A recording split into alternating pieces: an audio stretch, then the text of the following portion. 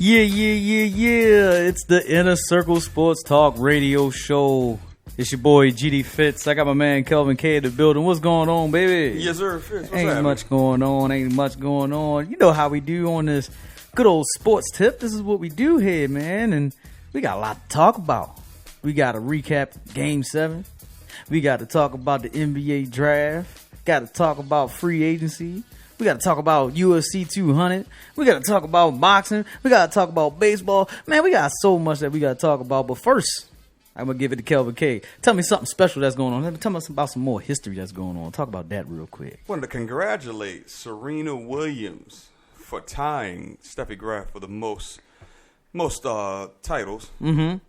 That's right. We Major diverse over here on the Inner Circle, baby. We talk about it all. Yeah, definitely wanted to congratulate Serena, though. And we don't want to just talk like about Serena's body, though. We don't want to just talk about the body. We want to talk about the game. Well, that's you. Look, I can't even thank I can't even issue the thanks because you focusing on the body. Hey, I'm sorry. It's this drink that we got going on over here. We're going to talk about that later, too. But no. I mean, sometimes she gets glossed over, to be honest.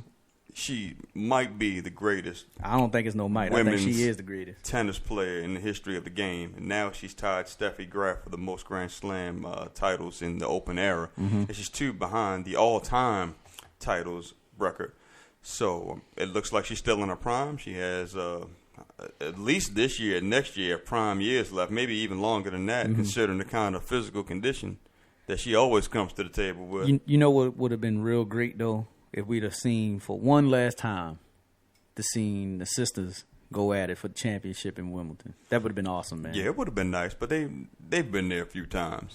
They've been there a few times in Grand Slam finals. But you want to see the best go up against the best, so, I mean, I get that. But historically, I think those two, Venus and Serena, respectively, are the 2 best female tennis players of all time, and it would have been amazing. I disagree with Venus. Got to give it to Venus, man. No, I mean, I know you want to give her credit, but... What, Steffi Graf? I mean, I know she's from Compton and all that. Hey, big up Kendrick Lamar. Those guys out there. Yeah, but nah. But, hey, I know Steffi is good. Steffi Graf, obviously, Serena just tied it, but, I just like power, and both of those sisters had great power and finesse on the court as well. So there's a combination of both, and they dominated, and big ups to Serena Williams, man, doing her thing. But let's go into something real quick that we didn't go and recap on because I didn't feel like it at the time, but I feel like it today, and I'm gonna talk about it. I'm gonna talk about the hell is that about? I'm just talking about it now. I'm gonna talk about it now, man. I'm talking about Game 7. If you was in a rock, if you was underneath of away, gone on vacation like I was gone. That's why I ain't talking about it. Keep it real, man. Game 7 of the NBA Finals, the most watched NBA Finals, by the way, of all times. Game 7 pitted the 72-10 Golden State Warriors against the Cleveland Cavaliers. Come on, man. 73-9. I'm sorry. See, I'm thinking about the team that actually won the title, because if you listen to me keep going, I'm talking about winning it, because they didn't win it. 73-9 Golden State Warriors.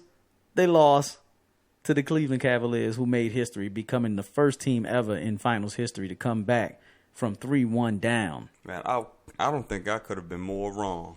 Yeah, you was wrong. I was wrong. You said Warriors in 5. I said Cleveland in 6, y'all. Now, there's an asterisk because of Draymond's suspension. You just gave me the horn. I gave you the horn. That don't got nothing to do with it, because guess what? Well, it doesn't. You had 2 more times to close that team out. No excuses. I'm just saying an amount of games that the series went, because with him going down, it did affect the series. Let's be honest. I think it affected the game, but then again, let's go back, because we're gonna go all the way to it. It kind of did affect the series because they lost a key piece in Bogut, because you lost your rim protector and your rebounder. But at the same time, the way Golden State were winning games against this Cleveland team was when they had on the death squad, when they went small. And it did not work out for them this time around. LeBron James, Game 7, drops a triple-double, carries the Cleveland Cavaliers alongside of Kyrie Irving, and even good role players as well, and Richard Jefferson, who found the fountain of youth in this finals, and then J.R. Smith coming through in Game 7, having a very big third quarter. But the main thing that I want to go on in my reaction, I'm going to give you some points. to see LeBron James, I think is one of the top 10, 15 defensive plays of all time at the critical moment of the game, for him to come down the court after they missed a bad shot. Golden State push down the court, and you seen Iguodala, Steph on a 2-on-1 break. Iggy, I'm thinking, is getting ready to hit a layup that's going to kind of push the momentum over to Golden State. And you see LeBron James come out of nowhere and hit the pin down against the glass block. One of the best defensive plays of all time. One of the critical moments of all time to get that done. And it kind of saved the game and saved the championship for Cleveland. What are your thoughts on that, Yeah, Cal? it really did, man, because when Iguodala had that breakaway, I thought it was over. Mm-hmm. So, that's all she wrote. But he came out of nowhere, got the block. Historically, that may have been one of the greatest finals wins that we've ever seen. Man, I put it up there. It has to be up there with and it might be tops because you're down 3-1 to maybe the best arguably the best team that's ever stepped on the court for one season. Yeah, record-wise, one season. For one season. And you're down 3-1. And to come all the way back, it just showed LeBron's greatness, to be honest with you. I mean, he's that good. Mm-hmm. And anybody who doesn't think that he's on that short list, get over it. I mean, at this point, the guy's been in the league for more than a decade, and it's been greatness the whole way through. But we act like the guy doesn't have a resume as long as. Well, let's look at it. 13 years in the league. That's usually a normal basketball player's longevity. 13, 14 years in the league. That's usually you get ready to retire, go out the door. This guy's still in his prime in his 13th year. Obviously, he came out of high school, but to see what he did in this finals. And actually, I'm going to go back even to last year because we debate this all the time. I thought that LeBron James was the finals MVP last season. And then you turn around this year and you basically come back and do it the same exact way. And you come back from 3-1 down. That just moves you even further up the all-time rank list to me. And over here, if you guys listen to our show, I've already kind of put the filler out there through my social media network that me, myself, and Kelvin K. and a couple other people on the panel will be having our top 50, a revived top 50 countdown very soon. I want you to keep listening out for it. But to see what LeBron just did over those 2 to 3 weeks in the NBA Finals, I moved LeBron, and I'm going to just throw it out there already for you guys. You LeBron fans are going to love this. He's in my top 5 now of all-time basketball players. To see what he just did. I've always knocked LeBron for not being clutch, not trying to take everything on his shoulders. He showed me that he is that guy. And LeBron is a top 5 player of all time, in my opinion. I've been saying it for a long time. Mm-hmm. Honestly, it just pretty much, even though I didn't expect it, and I expected them to go down to the Warriors because the Warriors just look unbeatable this year. Well, they were loaded. I think we can both agree that the Warriors may have been the best offensive basketball team this season that I've seen since I've been watching the NBA. I mean, they just were unbeatable at times. I mean, they were beating teams by 25, pulling starters. Early in the fourth, they just looked unbeatable. He set 18 fourth quarters. Yeah, they looked unbeatable, and I really didn't foresee Cleveland coming back. And LeBron is just that good, man. I mean, I've talked about it ad nauseum over the last couple of years. I don't know what the guy has to do at this point, but I think with this one it was a bit different, and I think this was more of a I got to get it done right here. Yeah, many of the people who didn't think that he had it in him. Mm-hmm. I think they've come. Is this his best championship? This his best championship win? Because I mean, he's been there. Obviously, we know he's been to the finals over the last 6 straight years. But out of all of these wins and losses, was this the best one for him? It has to be the most satisfying. You go back home to your hometown, you fulfill a promise that you've made to the city, and I don't know how it wouldn't be more satisfying because there was no when he went to Miami, those first 2 years were, I mean, it was just like they were the villains, man. I haven't seen anything like it. I mean, they were just booed. I mean, they were getting everybody's best every night.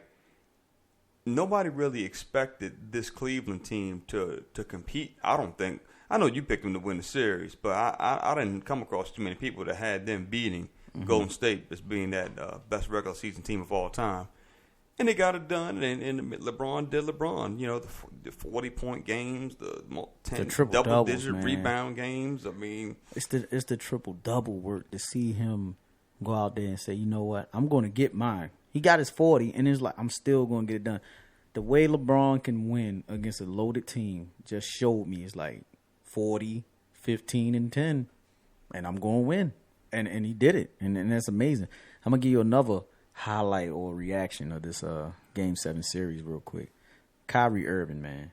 You got to give him credit. You got to give Robin credit because for him to hit some big shots, carry the offensive load when needed throughout the series, but to see him hit that game winner, because technically he hit the game winner in Game 7, the step back three with the unanimous MVP in his face. One of the biggest shots I ever seen get made as well. Yeah, it was huge. It was huge. But, you know, Kyrie's always been a scorer. Kyrie isn't really that point guard. And that was the beauty of LeBron coming back to town because LeBron really is a point guard. Yeah, he's a point guard playing out of the three position. He runs the offense pretty much. So Kyrie needed someone like that with him in order for him to really maximize his potential because Kyrie always scored, but he was dropping 50 and losing. And they was going 30 and 52. before Love and LeBron came to town. So LeBron really gave him that leadership and that glue, that chemistry to really take his game to another level and said, look, do what you do. I can make everything else happen. Right. You just do what you do and, you know, feel comfortable in that. He felt, and you talk about taking a load off somebody's shoulders.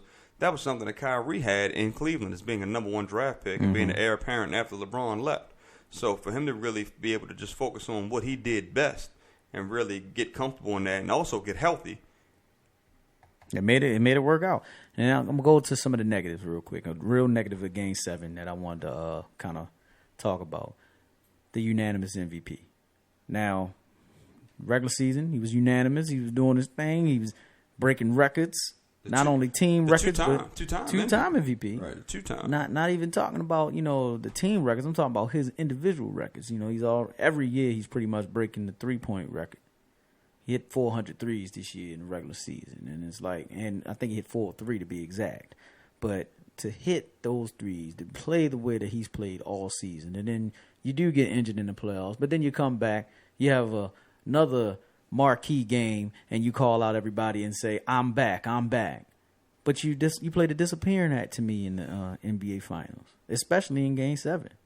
I mean, what's your thoughts on that, Kevin K? Because I already know my thoughts. My thoughts is he became a role player, and Draymond Green kind of became the star player of the team in this Finals, and in my opinion. I mean, you already kind of said it for me when you said, well, when Draymond got suspended, it kind of messed everything up. Because Draymond was the most focal, best player of this Finals for the Golden State Warriors. I just look at it like they went up against a team that has one of the best players that ever played the game and a great defensive scheme. Because Curry smoked everybody else in the NBA all year long, and really for the last 2 years, including the last two playoffs, he smoked everybody. So it's no coincidence that last year he struggled against Cleveland. We were saying that Dellavedova gave him problems. Hell, this year Tristan Thompson gave him problems. If you want to, if you want to go there, now Tristan getting paid. Yeah, he getting paid. We're gonna talk about paid people in a minute. Well, I mean, look, he earned it this Finals, but I just feel like they went up against a better team with a good scheme. To be honest, he smoked everybody. So it's not like all of a sudden. Hold on, it's not like all of a sudden Curry forgot how to play basketball in the Finals. I give the opponent some credit. Well, I do. I definitely give them credit because he made them work on both sides of the ball.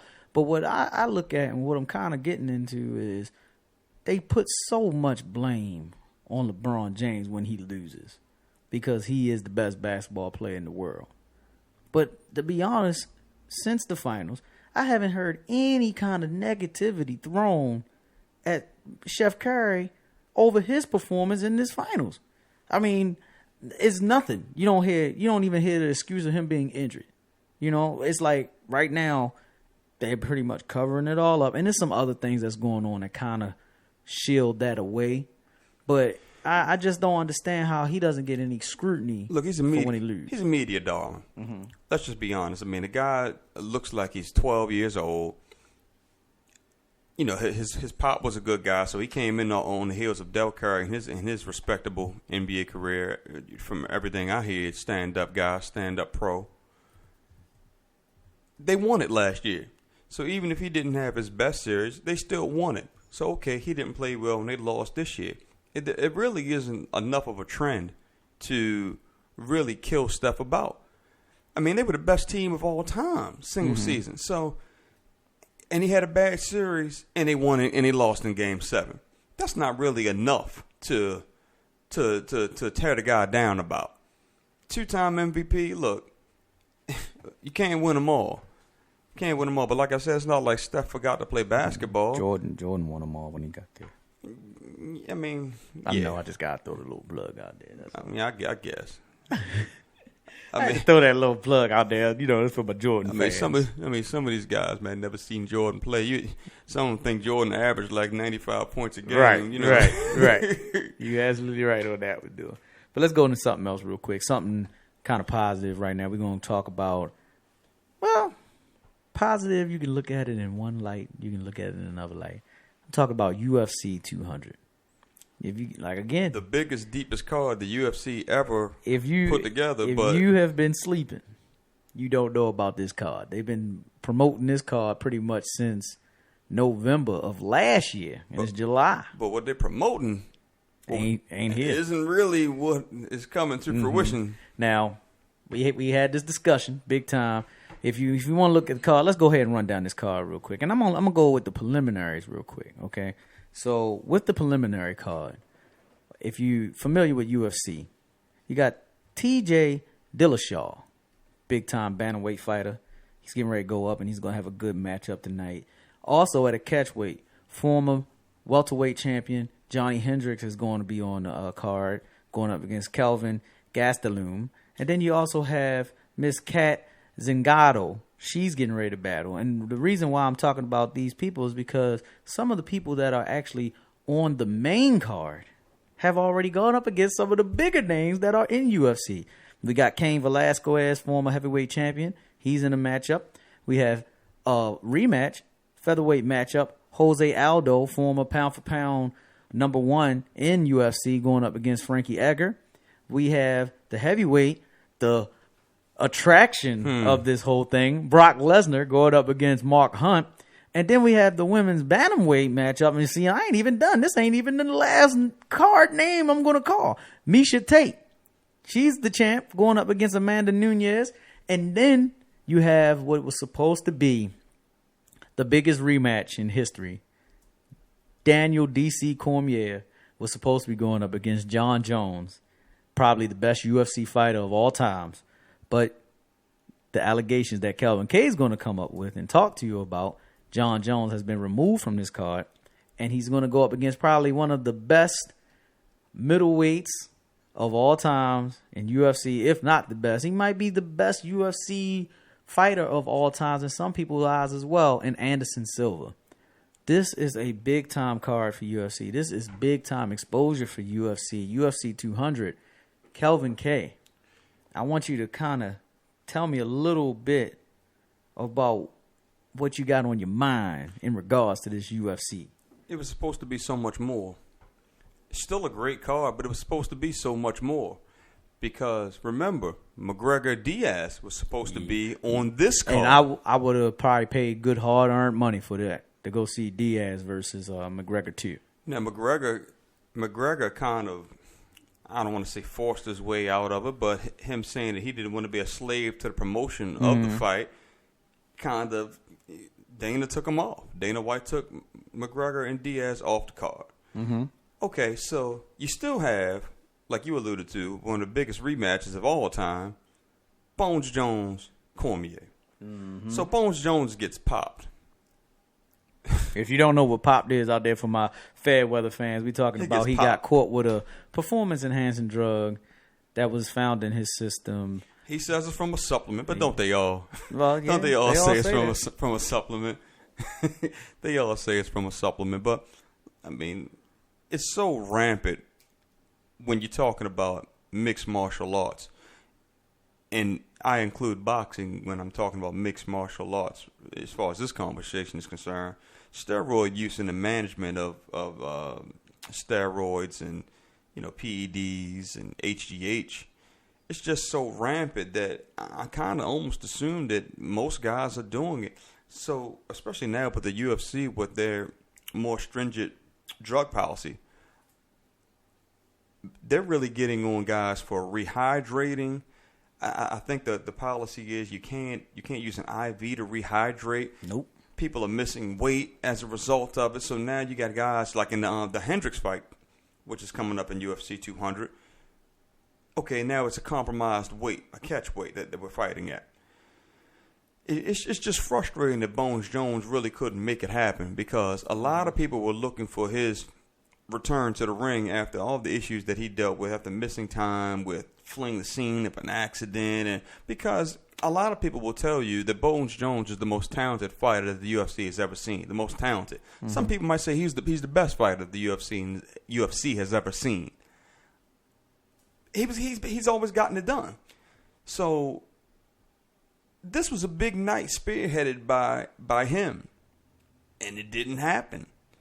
But the only question I have is the timeline for the UFC and their drug testing. Now, I know that the U.S. Anti-Doping Agency has partnered with the UFC, and I know once upon a time tests were being conducted prior to the fights. Now they're being conducted more randomly, on a more random scale. But I struggle with the fact that they didn't know that he tested dirty more than a couple days before the fight. Had to, man. I mean, for 3 days before the fight, and he's testing dirty. Like I'm like, I don't think that was the fruition. But even still, even if it was 3 days, even if it was 24 hours before, you as a fighter or as a man, knowing you getting ready to go into probably your biggest fight, because it's kind of like his return to greatness. How can you allow anything like that to be put in your system? How can you allow that to jeopardize your legacy? Because we talk about that a lot on our shows, legacy. And to see him pretty much give it all away, because now he's facing a 2-year ban. So that'll knock him out of his prime. He'll be 30. He could still dominate. But it's hard to come back when you're 2 or 2.5 years out of the ring. No way in hell he's suspended for 2 years. And I don't think so either. Nowhere. But then that goes into another play of what I was getting ready to go into next. Dana White. He's the president. Dana White is all about getting that money. And okay? It's a good thing. But remember, it's a dictatorship. Mm-hmm. So if he wants he's the only guy, there, then he's going to make sure the Bones Jones fights. Right. And he's the only guy. And it's the same thing with the McGregor pool. McGregor tried to play games. He said no. And now McGregor's not on the fight. But yet, right after that, you promoting Diaz versus McGregor, UFC 202. It's like, he's the guy. Dana White is the guy. Because no matter what, who's making the most money out of everybody? That's right. And he's the number one. No, I don't care who it is that you're seeing in the ring, going at it. He's the number one. But like you were saying with this whole doping thing, I just don't see it, man. I just don't understand how it just waits until 3 days before, then now you got to say, we're going to change the whole card up. I've never seen anything like this. Ever. So, I'm just shocked. Because looking at it from a realistic standpoint, people have made plans, arrangements. Myself. Yeah. I mean, some people have paid to see. Hard-earned money to see this. Yeah. People have paid to see Bones Jones fight a couple of times for it not to happen. Mm-hmm. And with this being heralded as the biggest card ever, one of the biggest cards ever, it's kind of a disappointment that you couldn't give the fans more notice than this. Yeah, people flying in, hotel arrangements. A lot. It's a lot of moving parts in putting together a card this big. Mm-hmm. So it's just disappointing that they couldn't make it happen beforehand. Beforehand. Right. So that's why I'm like, it just doesn't make sense to me that we get to spend hard money. I mean, I know myself, I'm not used to having to say I'm going to go out and throw the hard money out there and just go watch a fight. But I was willing to do that for this one because it's the big marquee fight. You get a lot of talent in this matchup. What was this pay-per-view going for? I believe it was going for the $59.99. Yeah, that's standard right now. That's not. They didn't jack it up. But even still, it was a big event. Yeah, but and they could have made it 89 if they right, wanted to. They could have pulled a boxing move and played a Floyd Mayweather Pacquiao kind of move, because the fights that's going to be on this card is going to be very, very interesting. It's going to be something that you want to see. So, and then they opening up a new arena. It's their first time in the T-Mobile Arena out in Las Vegas. It would have been huge to see the real big-time fighters that we wanted to see in this matchup. I'm talking from the John Bones Jones all the way to the Conor McGregor. You know, I would love to see Diaz versus McGregor tonight. Well, I just want to take this time to say a prayer for Anderson Silva. Oh, because I think it's going to be a wash, too, because the man just had his gallbladder removed. Exactly. The man... I now agree. we just talked about the fans getting short notice and how much of an 3 issue days that for is. him. 2 days for him. My fault. 2 days. You going in fighting Cormier, who's preparing to fight the most talented boxer possibly in the history of the UFC. So you're talking about a guy that's not in shape. I just want to have a moment of silence for Anderson Silva. All right, look. This is what we gonna do here. Look, he's still around. We gonna do this, right? I want to have a moment of silence. We gonna have a big time moment of silence for Anderson Silva. Now, this is kind of messed up though, because I don't want to do that. I don't want to go and put the music on and put the bells on and ring it, right? Because if he do that, and then all of a sudden he wins, You pull it off. right? Then it would be looking like a fool. So this gonna be the moment of silence. We gonna count down. That's all he get. You know what I'm saying? He got the good 1.5 seconds. That's what he got. Anderson Silva, I'm not going to discredit you because anybody can step into a UFC or boxing ring and win. One of my favorites, Anderson Silva. But I'm just saying, we sitting here talking about how unfair it is to the fans. I'm not going to do that. He going up against DC tonight. But what I'm going to say is, I really don't think DC is going to lose tonight in his matchup against Anderson Silva. I'm going to keep it in the ring, but I'm going to go with a different kind of style with this ring. We're going to talk about boxing real quick. You guys know we are diehard boxing fans over here on the Inner Circle, and we're going to start it out with a welterweight matchup that happened a couple of weeks ago. Keith one-time Thurman going up against Sean Porter. Kelvin K looking at me like, what? You want to talk about that one? I got to. And the only reason why is because it was 2 of the top 5 welterweights in the business saying, you know what, we don't need the pay-per-view. We're going to do this on national television. Did it on NBC and had probably one of the best fights over the last couple of years to see them go to a good war. Keith Thurman won, but to see a slugfest, to see 2 young fighters who are willing to go, champions, one as being a former welterweight champion, one a current welterweight champion, to see them go and have a very good fight. It was very interesting. It actually showed me that Keith Thurman is ready to step it up and try to unify this division. If you've listened to any of his interviews post-fight, he said he wants to unify. And he wants to unify with Danny Garcia and then also Kell Brook, which leads me into my point of who I'm talking about. Kell Brook is saying, I'm tired of sitting on the bench waiting. So he does something very interesting. He says, I'm going to fight one of the biggest names in boxing right now. And I'm going to leave it to Kelvin K to give him who I'm talking about. One of the biggest fighters in boxing is my man, Triple G, Gennady Golovkin. And look, we had about 1.5 seconds for Anderson Silva. I think we could at least have 4 seconds for Kell Brook going into this one against Triple G. Already, man. Come on, man. Dude, if you thought Khan versus Canelo was bad, because Khan was kind of in the fight until he got dropped. And it was a classic. I think he was beating Canelo. Well, I didn't want to take it that far because I think he was outboxing Canelo. He probably was winning the fight at that point where he got knocked into a concussed state. Yes, I don't even. Is he still asleep? He woke up. He did an interview, but I'm sorry. Now that's not for Kell Brook. That's not for Anderson Silva. That bell right there is for my man, Amir Khan. So I'm sorry, Amir. I had to give it to you because he got laid out. So look. Amir Khan got laid out. But now you get to see it again. A welterweight is moving up to middleweight to go fight probably the hardest hitting middleweight of all time in Triple G. Who do you? I would go. We might as well do it. Predictions. Who do you think is going to win that fight? Can you say Hagler Hearns? Can you say Hagler Hearns? I'm just so shocked at that, man. Like I don't know. You know what I'm saying? Like I want to see. All right, two things in this. Triple G is the heavier, bigger puncher, right? But Kell Brock is the better boxer. And I don't think Kell Brock is going to come in fear. But then you don't know how to feel when you're in the ring because I'm not in the ring with Triple G. You get what I'm saying? So if he hits you one time, you might be like, oh, I might have to change my strategy. But Kell Brock is a very intelligent fighter who has some dog in him and has some punching power as well.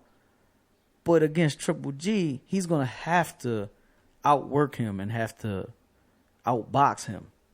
So it would be very interesting to see this fight. Two guys that nobody want to fight. He doesn't stick and move, man. He comes. Mm-hmm. That's what I'm saying. It's like he comes, but he would have to box him. And I don't know if he's going to be able to do it. And that's what I mean. You're asking a guy to do too much. Ask him to do something he's not used to doing. Okay, like I said, this guy Triple G has the kind of power that's rare even in a sport where people getting knocked out is commonplace. I mean, this guy has rare power.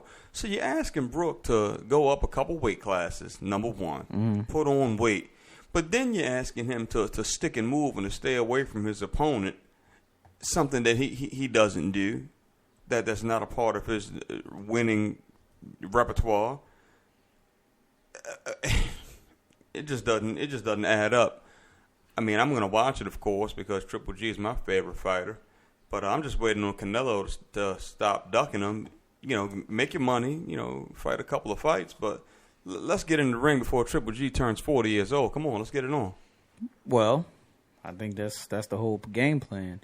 They're trying to make sure they get in there and have a marquee, big-time fight. So I think it's something that both of these guys are sitting here saying, we don't have anybody that wants to fight us, so let's come together. And why not? Why not have a good time fight and see what you got? I mean, ain't nobody else fighting them, so why not? Well, yeah, I mean, I don't knock anybody for making a fight. I mean, Brook is a champion. Well, he has one of the many championships that are out there in boxing. Mm-hmm. But he's a legit fighter. He's an undefeated fighter. Well, we're going to see. I mean, that's the only thing we can say. But look, what we're going to do real quick, we're going to go out to a very, very quick commercial break. My man Kelvin K, myself, GD Fitz. Yes, sir. We're going to come back. We're going to go into something that everybody's been wanting to hear and talk about. And we'll let you know that when we come back. And you guys just stay tuned and listen to us, man. This is the Inner Circle 1.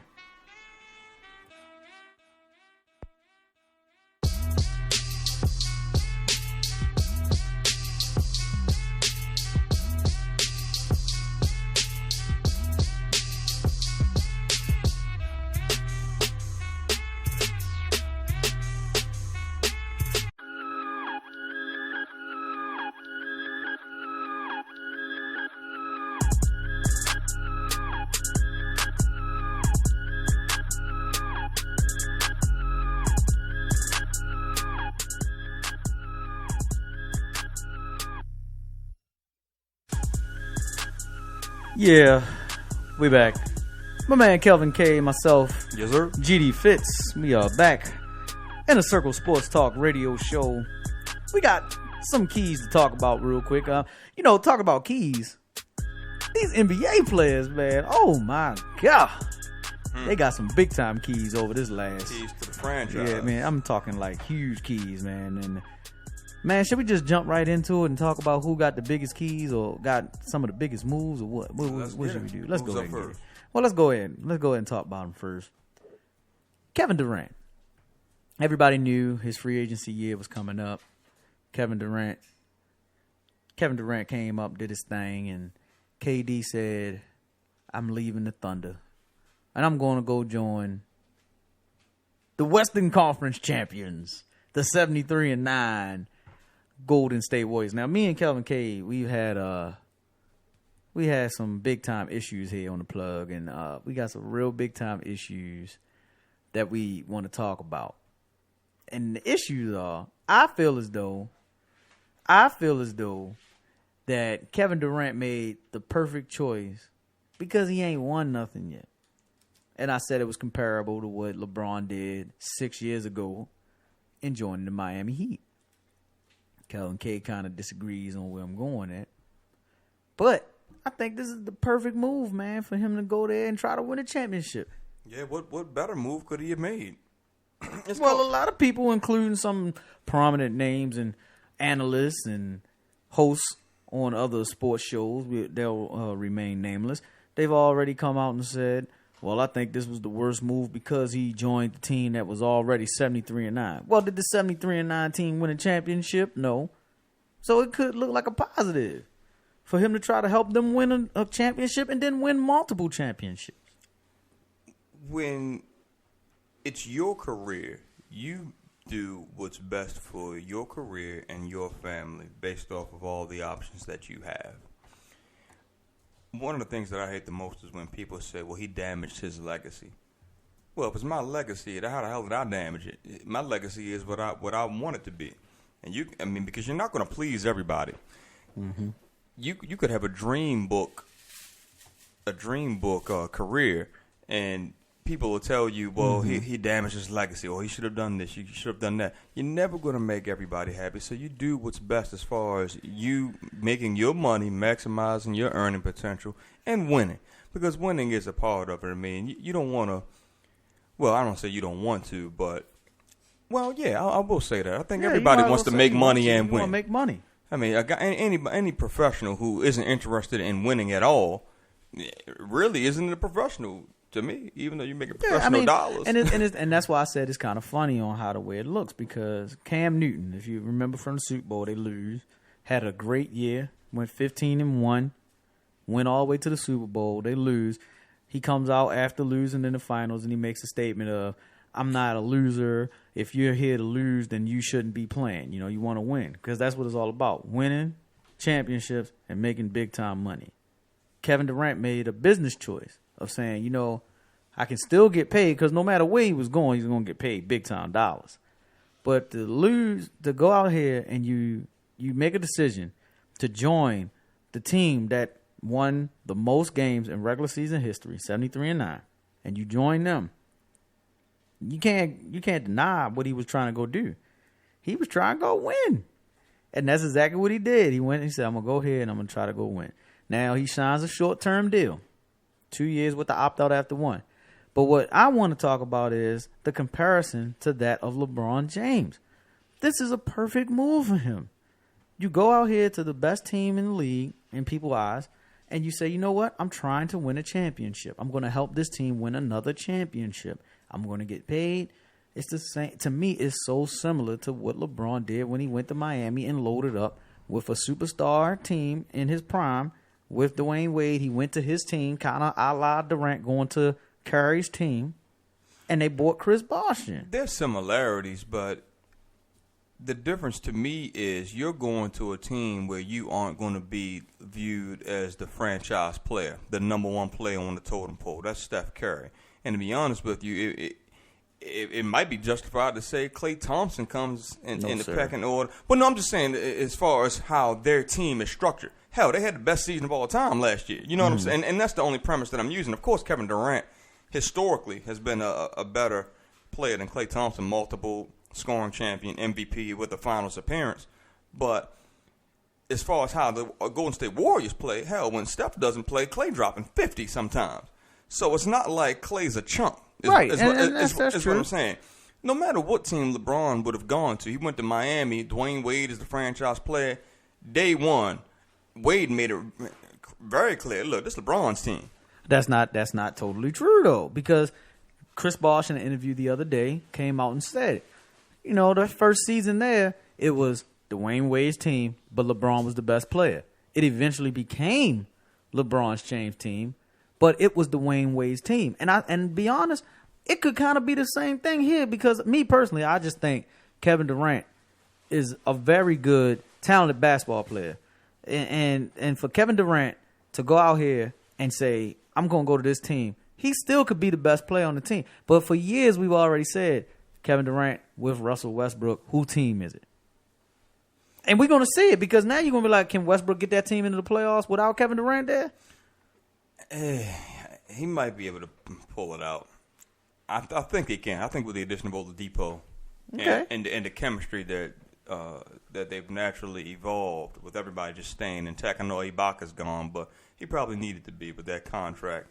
Okay, and, but his productivity as well. But back into the main course of this whole meal that we're going into. The main course is Kevin Durant getting ready to go out here and become the best player on the Golden State Warriors team? I personally think he can, but I think they're so passive. And when I say passive, they play such a great team chemistry kind of game. It might fit into what Kevin Durant really wants, which is to have a complete team. Nobody's got the main number one role. Because at certain points in time, you say, well, somebody got to step up and be that superstar. Well, he might get that chance, but he wouldn't really have to worry about that until late in the playoffs. And when I say late in the playoffs, I'm talking Western Conference Finals. That's when somebody would have to say, I'm going to take the number one big-time shots. But the way that the Warriors won in 2015, it was pretty much somebody play their role, knock the shot down, and we good. So what's the difference in that happening this time around with basically a better player than Harrison Barnes? I think the difference is Kevin Durant, for his entire life, has played one way. And that's what? He's a scoring machine. I mean, he scores. He shoots. He scores. Now you're asking him to be a part of a system. I'm not saying that he can't do it. I'm just saying, does this move make the Warriors that much better? Because, in my opinion, the Warriors have been the best team in basketball over the last 2 years with 2 straight finals appearances based off of their depth and their unselfish play. Now, they've had the luxury to, like you alluded to earlier, rest Steph Curry in a lot of games in the fourth quarter. Now, maybe they would have rested him some, but a big part of him getting rested was because of his shaky ankles and some of the problems that he's had. Yeah. So, when you eliminate that depth, and if they sign Ray Allen, that's not really the same depth. I don't know if that's gonna happen though. But if they do, if they don't, Ray Allen coming off your bench isn't the same bench that they've had over the last couple of years. Right. Yeah, 41 years old. He ain't gonna be the same. The depth isn't there unless they manage the rotation differently. I still think that if they met Cleveland again in the finals, Cleveland has a legit chance to beat them. Look, I'll put it to you like this: until LeBron slows down, they can beat anybody in the NBA. If they beat Golden State at 73-9 last year, then Cleveland has a chance to beat anybody in the NBA. Period. And I don't give a damn if Durant's with him or not. So what position is Draymond? How is he going to play with this thing? Because Draymond was the 3. He played a lot on top. If you look at it right now, the way that this team is set up, and they did sign Zaza Pachulia, so he's going to play at the center. I think it's going to basically be the same starting lineup. You just Xing out Bogut and Barnes, and you're replacing them with Pachulia and Durant. And then when you go small ball, you moving Draymond to the 5, Durant to the 4, Iguodala at the 3, Thompson and Curry. It's kind of similar. And then even if you want to go Livingston, you go Livingston, Curry, Thompson, Durant, Green. It's not really that bad. And people quiet as it's kept. Kevin Durant is not the greatest defender, but he plays solid defense. It's just that because we just worry about him scoring 120 because that's the way the Thunder win. Now, let's look at it. Winning games, you still got to have the most points to win the game, right? So from what we've read, Jerry West said this will be the most prolific offense of all time if you come here because you got to still score the most points to win. Now, if they win games all season long, we've been watching them win games 126, 113. So if they give up 113 points but they still score 126, guess what? Warriors still won. So you got to try to stop that team from scoring points. So you got to look at all of that. You're like, all of that's added into it. And like, I know we look at defense and the playoffs and championship, looking what Cleveland did. But the difference in what Cleveland did against a Harrison Barnes who didn't knock down the jumpers. I'm not saying that might not happen. Let's be honest. Durant wasn't knocking them down like that. In the playoffs. I agree. When Durant went up against the Spurs, And when he went up against Golden State and went up 3-1 and blew that lead, Durant was shooting terrible. What's the difference though? What's the difference? You're gonna say he's gonna get better looks. He's gonna have more open looks, in my opinion. I really do. Unless they doubling him, and then if you double him, all right, well, you're gonna leave Thompson and Curry and Green alone. Now I can't go back play by play and analyze every shot Durant took, but some of them damn looks were open looks. And he was going 9 for 27 and, real bad shooting games. Mm-hmm. So it's not like, he's going to. Kevin Durant is a volume scorer. Always has been. Now, I describe Carmelo Anthony the same way, but he's a better ball player than Carmelo Anthony. But he needs shots to score. And that's why I said, well, look, I'm not knocking Golden State for signing Kevin Durant. I'm not knocking Kevin Durant for going to Golden State. If you're a free agent, and you've been with the team for almost a decade and it hasn't happened, and a team says, hey, we want you, we're willing to pay you big money to come here, and they just happen to be the best team that has ever played an NBA regular season, then it's really not a hard choice if you're a player. If you're the franchise and you have the chance to sign a multi-time scoring champion and MVP in his prime, you're an idiot if you don't go after Kevin Durant. So it's not a bad move on either party's part. My only question is, I'm not going to really be able to really analyze until I see him play a game because I want to know what the system is, and it may go down just like you say. Look, they're just subbing out two parts. They're subbing out Bogut, they're subbing out Harrison Barnes. You plug in Petrula, you plug in Durant, and then the party keeps on rolling. So it might go down that way, but I'm just interested to see how this is going to work with that many shooters on the same team, because I do think you can have too much of one thing. You don't. If everybody, are they just going to stay on the perimeter and if Draymond's going to be on the block? That's where I kind of agree at you, because I'm like, all right, you got a perimeter oriented team, and you basically got even more perimeter oriented because Durant's 7 foot, he can attack the basket, but he prefers to stay out top. So it's like, well, where's the physicalness? Where's the rebounding? Where's the defense coming? So you're banking on scoring. That's how right now, the way that the team is structured, you're banking on scoring to win. Now, they went out and they picked up some pieces here, but they picked up some older pieces. So when I say older pieces, I'm like, all right, you go pick up Zaza Pachulia. You pick up David West. He's kind of your replacement for Maurice Spates, Mo Buckets. Then Spates is gone. Yeah, Spates is gone. He went to the Clippers. So you go and you're losing pieces. You lose Ezeli. Now, Quadas is kept. Ezeli got quality minutes with them. He got quality minutes with them. And with Bogut, who was often injured, he came in and gave you a good little spark. Now, you're banking on guys who did not play over the last 2 years. Jason Thompson, James Michael McAdoo. You're banking on those guys to step in. Now, I don't know if they're keeping Varejao, but you're banking on those dudes staying in. No. And if you look at the finals performance, Varejao, man, was the best actor of all time. He gave them nothing. Gave you energy. No, I take that back. He gave you energy here and there. He came in and cheated a couple times and gave him a little energy in spurts. I mean, grabbing people's arm and he falls down in the first game, called for the foul. And then looks at the daggone, at the shot if it's going to go in, and then grab his face like everything that happened. I don't know. But see, he was winning no matter what. Dude. Because at the end of the day, guess what he did?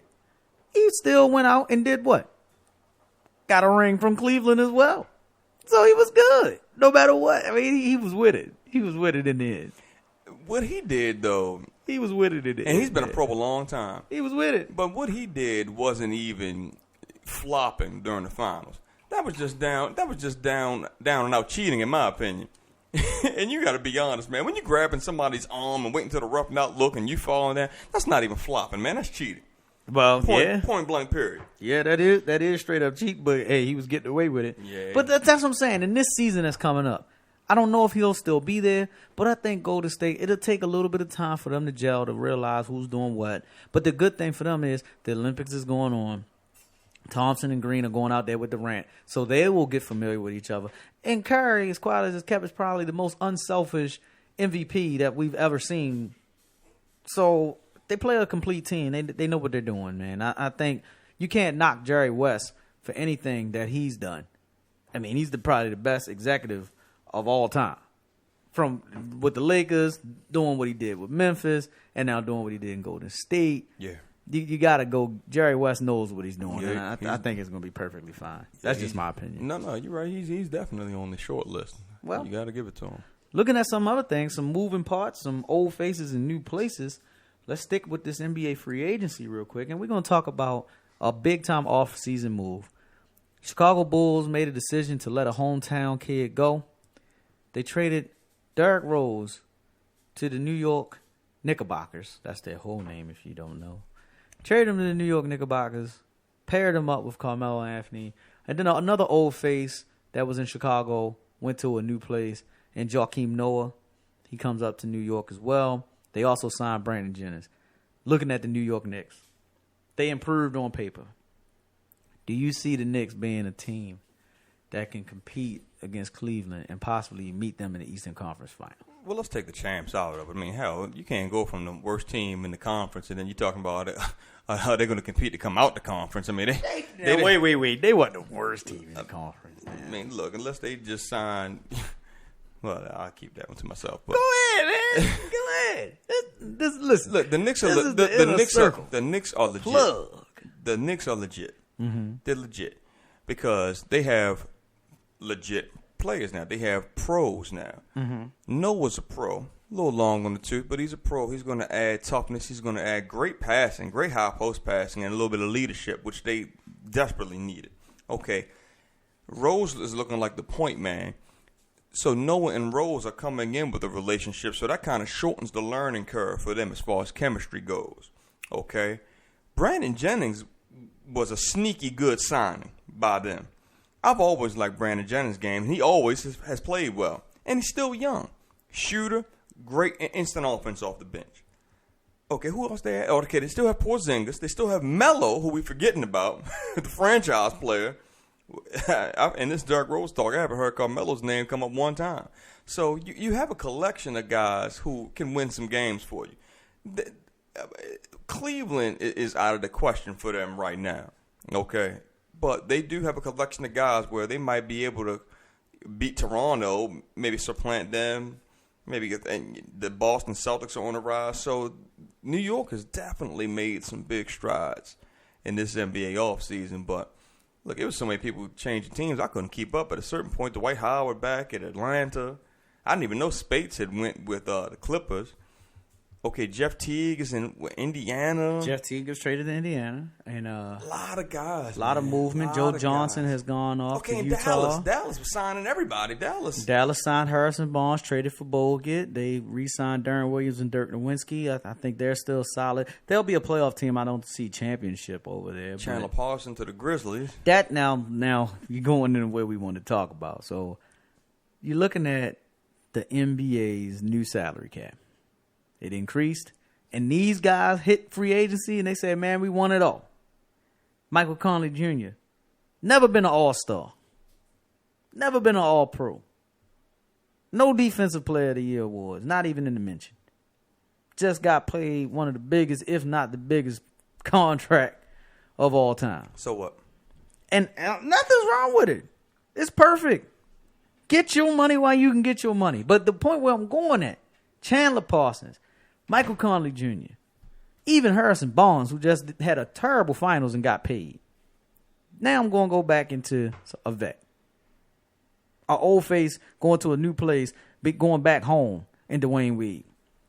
Dwayne Wade was complaining about the Miami Heat not paying him big-time money, basically not making him the number one paid player on his team, because that was his team since 2003. It's been his spot. He's been the face down there. No matter what superstar has come, he's the only one that's been loyal to Pat Riley, Mickey Arison, and the Miami Heat. He goes out, and not getting paid, and he goes to Chicago, and he gets basically the Kobe deal. What do you think on this? Because in my opinion, for years you've been giving money back, and that's your own fault. Why give up your money if you can get it? I don't understand it. It's all business, never personal. Hey. He made a bad business decision. How did he make a bad business decision? Not going to Chicago. I'm talking about. A year I'm talking about making a bad business decision by giving Miami an extra $10, $15 million and saying, "Well, use that to go sign Mike Miller. Use that to sign James Jones because that's who LeBron wants on the team." Because that's all he was doing. He wouldn't. If you asked him, he wouldn't trade those years for anything. Oh, definitely. 4 straight title appearances, brought the title home twice. He wouldn't trade that time. I think that he just wanted a little. He just expected more on the back end from Pat Riley. Yeah, I guess Pat Riley specifically, but I was going to say upper management. Didn't happen. So he left and went home and got paid. Well, we'll be getting paid $47.5 million over 2 years. He good. Mm-hmm. He good. He's good. But with all these NBA salaries going through the roof, a lot of people have been complaining. It's been a lot of shade thrown from NFL players. But that's their fault. Hey, because you sat down and agreed to those parameters and all of the money that was going to happen with the NBA. With the NFL and their willings and dealings. That's your fault. Mm-hmm. And you got players like Von Miller who wants to get paid big time bucks now, but hey, it's a structure. Well, that's why I said when you reference Mike Conley being paid so much, I said, so what? People say, oh well, Mike Conley's not worth it. Well, I guess he is. He got paid it. So I guess he's worth it then, right? Well, he might be worth it to Memphis. I don't think. Well, all you need is one, right? Yeah, that's all you need. Yeah, that's right. So he made a decision for his life. Yeah. Another big time move: Dwight Howard going to Atlanta. Is that a positive for the Hawks or is that a negative for the Hawks? That's just another hometown guy coming home. Mm-hmm. Dwight Howard isn't a winner. He has a bad attitude. I mean, Horford's gone. Teague is gone. I don't know if Schroeder can carry it. They put big money into Bazemore. Howard, I mean, they took a big step back in my opinion, letting Jeff Teague go. They should have kept Teague. Everybody liked Teague, but I'm not. I'm not a huge Teague fan, but Teague is the kind of guy. Look, they were winning. Mm-hmm. They were winning. Some guys you got to look past the stats and say, okay, well, do they win? But what's the one thing that we've been complaining about with Atlanta for the last 2 years? From last year when they were the best team in the East to basically this year. They're kind of similar to what Boston was doing. They didn't have a superstar that could actually help them get over the hump, right? Right. Teague is a solid point guard. I agree with that. But are you going to pay Jeff Teague the same kind of money that you just seen Memphis pay Michael Conley Jr. to stay there when you already drafted a guy in Schroeder who you feel as though is probably just as good now and who's still growing as Teague? Well, and that's the luxury that they do have because Schroeder's a good ball player. He's one of the best backups that the league has. He might be the best backup. Mm-hmm. But let's be clear about something. This big money is new. This new salary cap is brand new. The owners have to get used to the money as well. The front office has to get used to the money as well. So they'll say, oh, there's no way we're going to pay Jeff Teague, Mike Conley money. But guess what? Everybody's going to be getting paid that kind of money soon. So you want to let a certain ball player go because you don't want to pay him when you only had to pay him the status quo. There's a new standard now. Mm-hmm. It's kind of like when everybody was crying about Joe Flacco's $100 million contract, but see, the Ravens knew that it was good to hit it right then and there. Coming up real soon, right. every franchise quarterback is going to be getting $100 million. Then Romo came along. You understand what I'm saying? Yeah, I get it. So that became the new standard. So they could have let their franchise quarterback go, said, no, we're not going to sign him. That's way too much money. And then somebody else would have jumped at the chance to give it to him. So these owners and these front office people, most of them have it figured out because everybody's getting signed left and right. But that's what I'm just speaking as far as fans trying to understand this thing. Nobody, you don't want to let a good ball player go because you don't want to pay him when these guys are making so much money. It's not about how much money the player's making. It's about how much money the owners are making. That they can afford to pay these guys so much more money because you know that they're not taking a step back on their cut. Yeah, they probably have a greater cut than they had before. Who, the owners? Yeah, probably. And then even if they didn't, they're gonna boost the prices up on. You're going to go to the basketball games. Guess what you're going to do? You're going to pay probably double on what you were paying for the tickets to sit where you were sitting. Well, maybe not as much, man. They have so many. The NBA, I give it to them with the leadership of Adam Silver. Mm-hmm. he's really pushing to expand the league globally. I know that they were streaming games in Russia for the first time last year, I believe I read. So he's real. I know that the Chinese presence has really gone through the roof. I know it started with Yao, and Kobe kind of continued it because he was pretty popular. Jeremy Lin as well. But the NBA might be the most global, and that's including baseball. I mean, half the Major League Baseball from the Dominican Republic. Football's trying. Football's trying, but it's difficult for football because you only have a limited amount of games. And the London thing, it seems like they really are trying to put a franchise in London, but back and forth across that pond is kind of difficult. But the NBA has really nailed it. So they have a more of a global stream of money. And it's working. Yeah, it's and, working. And it's trickling down to the players. It's trickling down to the players. So let's stop focusing on how much money these players are getting and focusing on, okay, What the league, NBA as a whole was getting. yeah, and let's focus on how much the NBA is getting and how much more money the owners are getting so we can afford to pay the players this much more. Right. Well, here goes another player that went and got paid. James Harden just re-signed after having a pretty solid season. If you look at it stat-wise, he actually put up better stats this season than what he did last year when he was the runner-up for the MVP. James Harden, 4 years, $118 million with a new coach and Mike D'Antoni. It's obvious that Houston's trying to run and gun. It's obvious that they want to score points. Oh, why, man? Why did they get D'Antoni? Hey. I mean, let's give somebody else a shot. Okay, D'Antoni did nothing in New York, quit on the team mid-season, did absolutely nothing in L.A. Now, who was he with before New York? He was Phoenix. He was with Phoenix. Okay, living off of Steve Nash for years. But I'll give it to him. No issues. They were a good ball club for a long time. But all this talk about D'Antoni was one of the greatest offensive minds, and I laughed every time somebody would tell me that. So now he's down here. What did we really expect to see from Mike D'Antoni this time around? What do you expect to see from D'Antoni this time around? The same thing that he coached for your boys. What did he bring to the Lakers? Nothing. But you got to look. All right, but you got to look at it though. You had an old team that didn't play in the style that D'Antoni wanted to run. You had Dwight Howard. I mean, let's be honest. They signed D'Antoni before Dwight Howard went to free agency, and he rolled out. In case in point, Dwight Howard had a problem with D'Antoni when he was in the Lakers. So why would he even go back to Houston if he didn't want to play with him then? So you knew he was gone, but it shows who they were, trying to appease. They were trying to appease James Harden. You went to the Western Conference Finals the year before with Kevin McHale. And then you fire Kevin McHale. Who got him out of the door? Because I don't think it was Dwight Howard. I don't think it was him. No. It had to be the two pieces that's gone. McHale and Howard are gone. And who's there? D'Antoni and James Harden. What does D'Antoni like to do? Run and gun, play no defense. What James Harden like to do? Run and gun and play no defense. So that's a good point, man. It plays to the strength of your best player. So, and look at what they've been doing in free agency. They're getting a lot of guys who can shoot the three. Ryan Anderson is down there.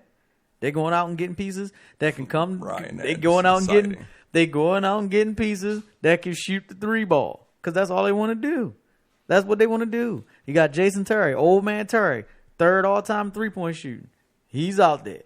You got all these guys that are going to just shoot three. You're going to have one guy running up and down the court and Harden, and he's either going to find you or he's going to score his points. The problem I always had with D'Antoni was just what you mentioned. In my opinion, a good coach adapts to the talent that he has. Okay, after he's there, you start bringing in guys that fit your system, personality types that fit your coaching style, and you bring your guys in. It just always seemed like D'Antoni was trying to force a system down the throat of a roster that didn't fit it. Now, look, me and you can run with Steve Nash. You had Barbosa down there. I don't know if I could run with Nash now. Well, I might Back be able to run with then him now. Back then I could. I don't know if I could do it now. Nash about 43 years old. I probably can run with him now. I could run. I probably could run. But that's how it always seemed to me in D'Antoni. I mean, when he quit on the Knicks after getting that big contract, how the hell would any other franchise? The Lakers came after him though. Now, granted. So many things happen behind closed doors that we don't know privy about, to, right. And that includes everybody. That includes experts that you see on ESPN. I don't care how many sources they have. If nobody's behind that door of the front office, they don't know what the hell is going on, so they just reading smoke signals to y'all. Right. That's all it is. Some people are plugged in more than others. We get all that. But the way that went down, it just left a bad taste in my mouth, man. But, hey, good luck to the Houston Rockets. Yeah, good luck. Hey, good luck to them. I don't see them going no more than 7 or 8, but good luck to them. And look, while we on Houston, I want to go back and address something real quick that I wanted to bring up that we never got to on prior shows. Houston might be one of the leading teams in the NBA that emphasize analytics. Right. Big time analytics. Charles Barkley was vocal in his criticism of analytics and how some of the signings they made, how they brought Dwight Howard in, and how they brought the roster moves that were made, and the GM kind of fired back on Twitter at Barkley about he was an idiot, he was and stealing then Barkley money. apologized after that. Yeah, but it was already said. I think you can look back on these last 4 or 5 years as the Rockets as a failure. Analytics is an analytics system is a tool. But if you have to base your judgment around numbers and not what you see with your own 2 eyes, to me, that's a problem. I would rather trust the opinion of a guy who's been around the game 50 years and use analytics as a tool to maybe make up my mind than really emphasizing it to the level that some of these organizations do. It works better for some than it does others. But I just found that a bit amusing when all that went down the tubes, and Barkley was the bigger man by not really going in on him because he had a platform to do so. It's kind of called the new age of basketball, sports in general, analytics. I mean, LaMarcus Aldridge based his decision 25 to 30% of his decision to go to San Antonio off of analytics. And if you look at it stat-wise, it kind of played out right. If he went down there, he would improve that team by 16 wins, and that's what he did. They won 66 games. Now, saying all of that, to me, I've always had the eye test. If you don't got a couple of bigs or a couple of hard-nosed defensive guys that say play your role, you ain't gonna win. Look at Cleveland, because Cleveland got love, but love didn't do nothing. But they had some dogs on the bench that said, you know what, we're gonna scrap and try to win championship. So you gotta have an icon. But you know what though, I know you're not a big Kevin Love fan. Kevin Love didn't play as well as he played on Minnesota because he was literally up there by himself a long time. He put up numbers. He put up mid-20s in points, which is I don't care who you with. That's admirable for the league. That's very respectable. Always put up big rebounding numbers, and it took him a while to really find his niche. In Game 7, he played well. He gave 14 rebounds, and he had like 12 points to go along with it. That's all you need Kevin Love to do. That's all Cleveland needs him to do. I hope he stays. Being a LeBron fan, I hope he stays because he gives you the 3 ball. He gives you rebounding. He has that great outlet pass. Him and LeBron are on the same page with that. All you need him to do is hit that 3 every now and then. Just work under the middle. But to his credit, though, to his defense, I mean, it's kind of hard when you're the only guy down there banging. I mean, a lot of times you look at Kevin Love, it's like 3-on-1. Tristan Thompson down there. But many times they aren't in the game at the same time. So it was kind of hard at times. You can't expect a man to grab 15 rebounds when he's fighting against Bogut, Draymond Green, and Iguodala because LeBron's on the perimeter. Nobody's crashing to help him out on the offensive end. So, well, I'm gonna save that for another day because I think it's a little bit more to it. I think that it's the LeBron factor. LeBron has to have the space when he's on the court, and guys like Kevin Love, who loves playing with his back to the basket, he's not the catch and shoot knockdown guy that Chris Bosh wanted to be, and he actually developed while he was in Miami. Because Bosh used to be the guy that could hit the mid-range and then would pump fake and blow by you when he's in Toronto. And then when he went to Miami, it was like, yo, all I need you to do is just spot up at the three-point line, and I'm going to kick it to you. Some guys just don't want to do that, and Kevin Love didn't want to do that. Yeah, I think you nailed it on the head. Yeah. They didn't want to do it. They didn't want to submit to, hey, I'm a better ball player than that. Look, the LeBron system works. Yeah, it obviously worked. If you've just been to the finals 6 straight years and you've won 3 championships, you're 3 out of 6. But at the same time, it's like, yo, some guys want to, change it up. That's why I give so much credit to somebody else. I'm not going to say their name because everybody will say I'm biased. But the point of what I'm getting at is when you dumb down your game or you don't evolve your game, you can do it to win a championship. Who are you talking about? But at the end of the day, some people don't want to do that. They want to keep on developing. I just told you I ain't saying his name, and that's why I'm going to leave off this topic. And we're going to talk about. You're going to bring something like that up and then don't bring We're going to talk, name. because everybody that listen to us, they're going to start saying, there go GD Fitz being biased as usual to his team. And my team, I'm going to say, is the Lakers. And you know who I'm talking about. I'm not going to say his name, but he's one of the best of all time. Robert Orr? Nope, we ain't talking about him neither. We're going to talk about the NBA draft. Because that's what I want to go to. We're going to talk about the new guys coming in and play. So when we got the new guys coming into play, we got a lot of teams that needed a lot of help, from the 76ers to the T-Wolves all the way down to the Los Angeles Lakers. Teams that needed help, and we got a lot of good young kids that's coming into the NBA. First and foremost, let's talk about the number one guy, Ben Simmons. If you guys have been watching the Summer League, seeing his talent, he's showing everybody that, hey, man, I'm going to get everybody involved, and I'm going to do what I got to do to help a team win. Pass first big man, Like, you just see a 6'10" dude with the skill set that he has. He bulked up, too. He bulked up. And he's putting on weight. He's doing what he's got to do, and he's a pass first guy. I like that, man. Ben Simmons, man. They even talking about running him at point guard in Philly. Now, I don't think they're going to do it. Well, that's what he is to me, the same way that LeBron is. Maybe they won't start him at the point guard position, but if the ball is in his hands, then why not? I mean, look, I think it would be a bad idea because you want that guy to be able to crash the boards. He's a good rebounder, good size, great court vision. I think the guy has all the potential in the world. Yeah, he didn't take a lot of three-point shots in college, but I always say that, look, there are a lot of guys who fill it up in college and can't buy a bucket in the NBA. I think when you have a guy who clearly is a pass-first guy and clearly is involved with making everyone better and can make others better, I don't see how you can really deny, the talent. Because we're quick to say, well, okay, it seems like fans are never happy. Or maybe people who don't know the game for what it is always make incorrect statements. Because you can't say, well, he needs to take more shots. He needs to shoot more. Well, he needs to work on his jumper. But yet the guys who shoot and all the time and don't make anyone better don't win. So then at a certain point you say, well, he doesn't make anybody better. He shoots all the time. Well, which way do you want it? You got a young kid coming in who makes who I know will make the 76ers better just from his addition alone. So let's see how it plays out before we start focusing on the guy can't shoot, the guy can't do this, the guy can't do that. Well, he can do a hell of a lot more than everybody else that was drafted this year. So, well, I'm going to give you another one. When I go here, let's go with Brandon Ingram, the number 2 pick in the draft. His explosion, man. Like, I just finished watching his debut game over in the Summer League. And so skinny, man. I'm being biased. He's wearing purple. Look, and man, gold. you don't have to get on the defensive every time the Lakers come.